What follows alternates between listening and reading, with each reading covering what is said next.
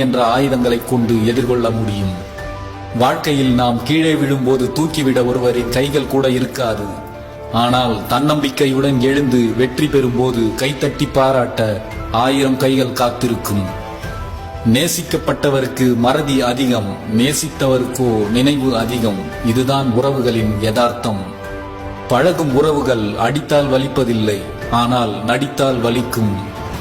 நிலவை தூரத்தில் இருந்து ரசிப்பதை போல சில உறவுகளையும் தூரத்தில் வைத்து ரசிக்க கற்றுக்கொள்ளுங்கள். உறவுகளுக்கு இடையில் ஏமாற்றம் ஒன்றும் புதிதல்ல, ஏமாறும் விதம்தான் ஒவ்வொரு நாளும் புதிதாயிருக்கிறது. சில நேரம் அன்பால், சில நேரம் நம்பிக்கையால். உறவுகளை நேசிக்க தெரிந்த அளவுக்கு விலகி நிற்கவும் பழகிக் கொள்ளுங்கள். ஏனென்றால் பல உறவுகள் மிகவும் போலியானது. யாருக்கும் உன்னை பிடிக்கவில்லை என்றால் உனக்கு சரியாக நடிக்க தெரியவில்லை என்றே அர்த்தம். மனம் காயப்பட்டால் நமக்கு பிடித்தவர்களிடம் ஆறுதல் தேட